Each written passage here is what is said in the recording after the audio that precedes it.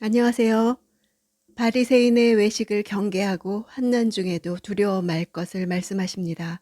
오늘 본문은 누가복음 12장 1절에서 12절입니다. 1절. 그러는 동안 수천 명의 사람들이 모여들어 서로 밟힐 지경이 됐습니다.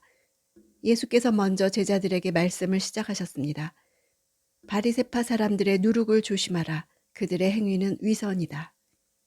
수천 명의 사람들이 모여들었지만 예수님은 그들이 예수께서 장차 사람의 권력 앞에 무너지는 것을 보게 될 것을 아셨습니다. 그래서 따로 제자들에게 경계를 하십니다. 바리새인들의 위선을 상징하는 데 사용된 누룩의 특성은 세 가지로 볼 수 있습니다.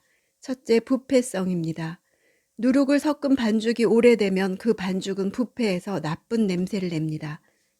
바리새인들의 위선을 방치하면 모든 사람을 부패시키는 것을 상징합니다. 둘째, 파급 효과입니다.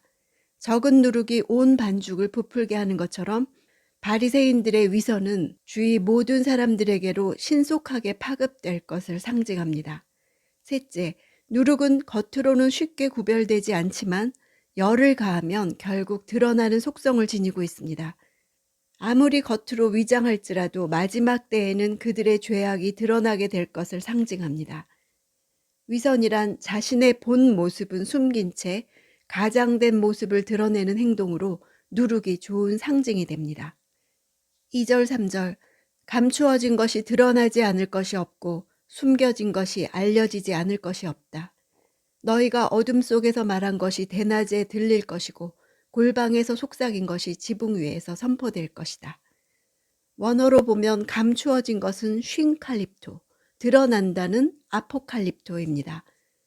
감추어진 것이란 단어는 완전하게 덮여있는 상태를 말합니다. 덮여있는 것을 벗긴다는 뜻입니다.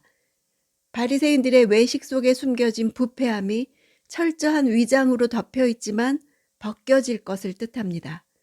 어둠 속에서 말한 것과 골방에서 속삭인 것은 감추어진 것이고 숨겨진 것입니다. 대낮과 지붕 위는 드러나고 알려지는 것입니다. 4절. 내 친구들아, 너희에게 내가 말한다. 너희 몸은 죽일 수 있어도 그 후 더 이상 어떻게 할 수 없는 사람들을 두려워하지 말라. 제자들을 친구라고 부르시면서 배척이나 조롱의 두려움으로 그들의 증언이 위축될 수 있음을 아시고 주시는 말씀입니다. 어떻게 할 수 없는, 이것은 원어로는 가지고 있지 않은 이런 뜻입니다. 몸을 죽이는 자들이 가지고 있지 않은 것은 5절에 나오는 지옥에 던질 권세입니다. 5절. 너희가 두려워해야 할 분을 내가 보여주겠다. 몸을 죽인 후에 지옥에 던질 권세를 가진 그분을 두려워하라. 그렇다. 내가 너희에게 말한다. 그분을 두려워하라. 두려워하지 말라는 문맥 속에서 두려워할 대상은 오직 하나님 한 분뿐이시라는 것입니다. 하나님이 사람들이 행한 악에 대해 책임을 물으실 날이 올 것이라는 것입니다. 6, 7절. 참새 5마리가 이 아사리온에 팔리지 않느냐? 그러나 하나님께서는 그중 참새 1마리까지도 잊지 않으신다. 하나님께서는 진정 너희 머리카락까지도 다 세시는 분이다. 두려워하지 말라. 너희는 많은 참새들보다 더 귀하다. 참새는 원어로 작은 새를 가리키고 아사리온 또한 로마의 가장 작은 동전 단위이고 사람의 머리카락 숫자 또한 누구도 관심을 기울이지 않는 하찮은 사항입니다. 두 아사리온은 막노동꾼 일당의 16분의 1 정도의 가치였습니다. 잊는다로 번역된 동사는 어떤 것을 떠올리지 않는다 이런 뜻입니다. 죽음은 삶의 일부분이지만 가련한 참새들조차도 창조주의 따뜻한 보살핌의 손길 안에 있다는 것입니다. 그러므로 새들보다 더 소중한 예수님의 제자들은 주님이 그들의 고통을 지켜보고 계신다는 사실에 안심할 수 있습니다. 8, 9절. 내가 너희에게 말한다. 누구든지 사람들 앞에서 나를 시인하면 인자도 하나님의 천사들 앞에서 그를 시인할 것이다. 그러나 사람들 앞에서 나를 부인하는 사람은 나도 하나님의 천사들 앞에서 그를 부인할 것이다. 시인하는 것은 법정적 의미에서 공적으로 증거하는 것입니다. 어떤 면으로든 말한 사람이 자기의 말에 속박당한다는 뜻입니다. 예수님이 심판대 앞에서 우리 죄에 대해 변호하지 않으시고 부인하시면 우리는 죄의 삭신, 사망을 치러야 할 것입니다. 10절 누구든지 인자를 욕하는 사람은 용서받겠지만 성령을 모독하는 말을 한 사람은 용서받지 못한다. 인자를 욕하는 것은 진리에 대한 분별력이 없어서 예수의 전하는 말씀을 거역하는 것을 가리킵니다. 베드로의 부인이나 바울의 다메섹 이전이 그 예가 됩니다. 모독이란 저주하다, 중상하다, 멸시하다 이런 뜻입니다. 성령을 모독하는 것은 근본적인 배교를 가리킵니다. 죄사함의 영을 거부하는 것이므로 곧 용서를 거부하는 것입니다. 성령을 모독하는 일은 믿는 자에게서는 일어날 수 없습니다. 11절 12절 회당이나 지도자들이나 권세 있는 자들 앞에 끌려가게 되더라도 스스로 어떻게 대답할까? 무슨 말을 할까? 염려하지 말라. 성령께서 그때 내가 무슨 말을 해야 할지 가르쳐 주실 것이다. 원문은 회당들, 지도자들, 권세 있는 자들 다 복수형으로 제자들이 앞으로 수많은 박해에 직면하게 될 것을 보여줍니다.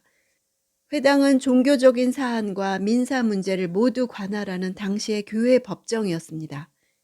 유대인들에게 출결한 모든 사회적, 상업적 접촉으로부터도 추방하는 것이었습니다. 자기 민족으로부터 끊어진 사람은 음식이나 생필품을 사거나 급료를 받거나 의료 혜택을 받거나 재산을 팔 수조차 없었습니다. 회당은 유대인들의 핍박을, 지도자들, 권세 있는 자들은 로마 압제자들에 의한 박해를 가리킵니다. 차이점을 보면 지도자는 일정 지역을 다스리는 통치자이고 권세 있는 자들은 계속적인 지위가 아니라 성도들을 핍박하기 위해 일정 기간 임시적으로 권위를 부여받은 자들을 가리킵니다. 대답하다는 변호하다 라는 법률 용어로서 법정에서 자신을 변호하는 것을 가리킵니다. 당시 참새는 시장에서 그다지 먹을 것도 없는 가장 저렴한 음식 중에 하나였습니다. 앙상한 참새 5마리가 2아사리온에 팔릴 때 그중 1마리도 잊지 않으신다고 하십니다.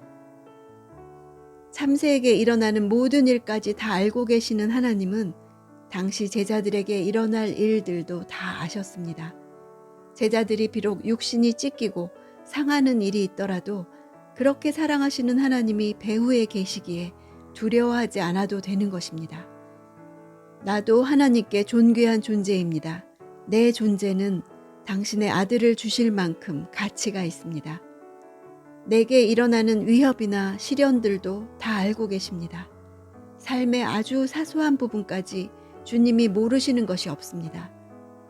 그러므로 어떤 상황에서도 하나님의 눈앞에 있다는 사실을 잊지 않기를 원하십니다. 하늘에 그런 아버지가 계시다는 사실을 믿고 두려워하지 맙시다.